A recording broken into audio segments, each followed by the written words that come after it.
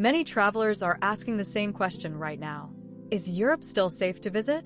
Between headlines, protests, overcrowded cities, travel warnings, strikes, scams, and stories about pickpocketing, it can feel harder than ever to understand what the real situation actually looks like. But the truth is more practical than dramatic. Europe is not one safety situation. Paris is not the same as a quiet town in Austria. Rome is not the same as a rural village in Ireland. Barcelona is not the same as a mountain town in Switzerland. London is not the same as a small coastal city in Portugal. And that is the first thing travelers need to understand. Most trips to Europe are not defined by danger. They are defined by preparation. Where you go, when you go, how you move, how aware you are in crowded places, and whether you understand the difference between a real travel risk and normal big city friction. Europe is still one of the most visited regions in the world for a reason. The trains, museums, old towns, cafes, airports, hotels, public squares, cathedrals, restaurants, beaches, and historic streets still draw millions of travelers. But Europe is also busy. It is layered. It is urban. It is political. It is seasonal. And in the most visited places, tourism itself can create pressure. That pressure is what many travelers are feeling, not because every trip is unsafe, but because Europe is no longer something you should plan casually. You should plan it intelligently. The first reason travelers are questioning Europe is the way information reaches them. A protest in one city becomes a headline everywhere. A transport strike in one country makes travelers nervous about an entire continent. A pickpocketing story in one metro station becomes a warning about every European capital. A crowded summer street in Barcelona gets interpreted as a reason to avoid Europe completely. But that is not how travel works. Europe is made of many countries, many cities, many neighborhoods, and many travel styles. A museum trip in London is different from a beach trip in Greece. A food trip in Italy is different from a train route through Switzerland. A first visit to Paris is different from a slower route through smaller towns. So the smarter question is not, is Europe safe? The smarter question is, which Europe am I visiting? And what kind of awareness does that trip require? For most tourists, the most common safety issues in Europe are not dramatic. They are practical. Pickpocket, phone theft, overcharging, distraction scams, crowded metro stations, busy train platforms, tourist restaurants that push poor value, street sellers who create pressure, fake petitions, people trying to help at ticket machines, bags left open in cafes, phones placed carelessly on outdoor tables. These are the kinds of problems that affect travelers far more often than the dramatic scenarios people imagine. And that is actually useful to know, because practical risks can be reduced with practical habits. Here is the first reset. Safe travel in Europe is not about being nervous. It is about being awake, especially in the places where tourists naturally relax. Train stations, airport arrivals, metro entrances, crowded viewpoints, famous squares, markets, restaurant terraces, museum lines, large events, and narrow old streets where everyone is looking up at the architecture instead of paying attention to their bag. That does not mean you should walk through Europe suspicious of everyone. It means you should travel like someone who understands how crowded tourist zones work. Paris requires awareness, not fear. It is one of the most beautiful cities in the world, but also one of the most visited. Around major attractions, metro lines, train stations, and crowded streets, travelers need to protect phones, wallets, and bags.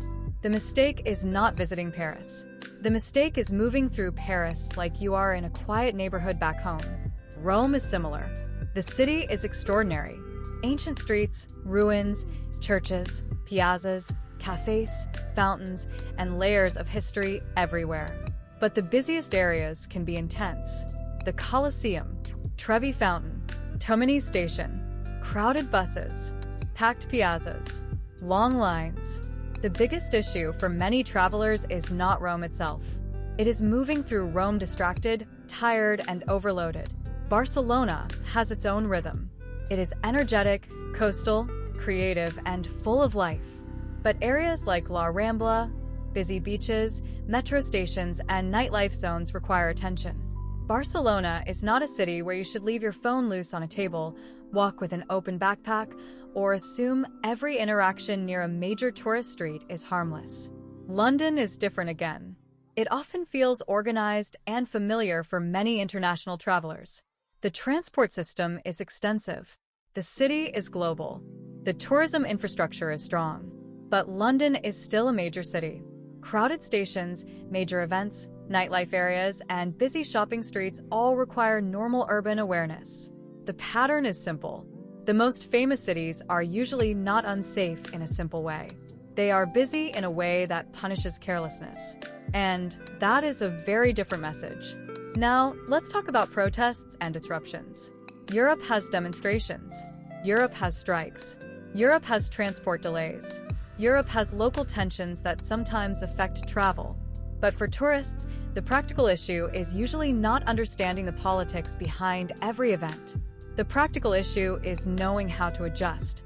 Avoid protest areas. Do not walk into large gatherings just to see what is happening. Check local transport updates.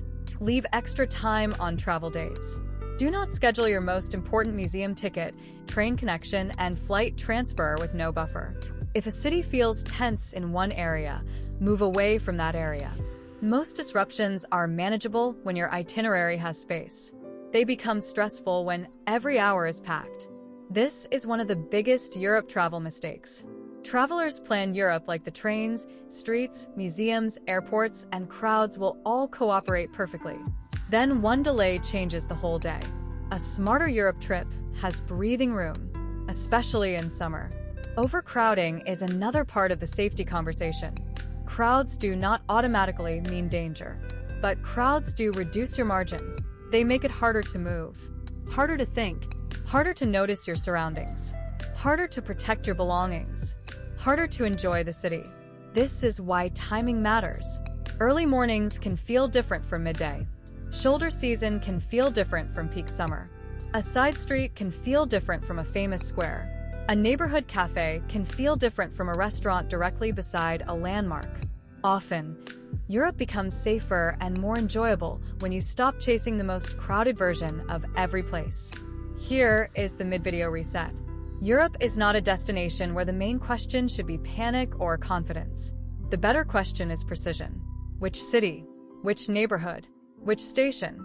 Which season? Which route? Which travel style? A first-time trip through Paris, Rome, Barcelona, and London requires a different level of awareness than a slow itinerary through smaller towns, countryside regions, or quieter coastal areas. Both can be excellent, but they are not the same trip. So, how do you travel through Europe more confidently? Start with your itinerary. Do not build a route that is so rushed you are always tired. Tired travelers make worse decisions. They leave bags open. They choose the closest option without checking. They rush through stations. They stop paying attention. They say yes to things they would normally question. A safer route is often a slower route. Fewer cities, better hotel locations, more buffer time, less luggage, clearer transport plans, and fewer late-night arrivals in unfamiliar places. Second, protect your essentials. Keep your passport secure. Carry only what you need for the day. Do not keep all your cards and cash in one easy-to-reach place. Keep your phone controlled in crowded zones. Use bags that close properly. Do not place valuables on cafe tables near the street. These are simple habits. But in Europe's busiest cities, simple habits matter. Third, understand transportation moments. Airport arrivals are when travelers are tired. Train stations are when travelers are distracted. Metro platforms are when travelers are close together. Ticket machines are when travelers are focused on screens. These are moments where awareness matters most. Know your route before you arrive. Avoid looking lost with everything open. Step aside if you need to check your phone. Use official transport information. And do not let a stranger pressure you into making a quick decision. Fourth, treat protests and major events as route issues, not as attractions. You do not need to interpret every demonstration. You just need to avoid the area, follow local guidance, and adjust your route.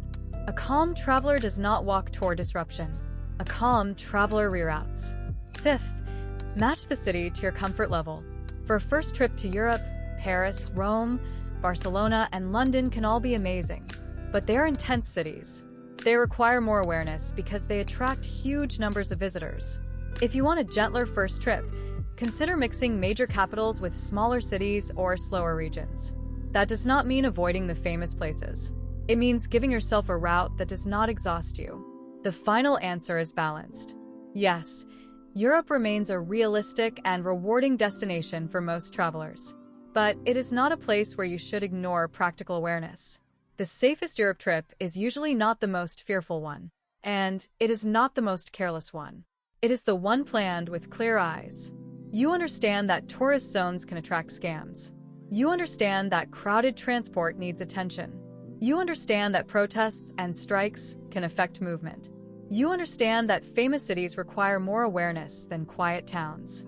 And you understand that confidence comes from preparation, not from pretending risks do not exist.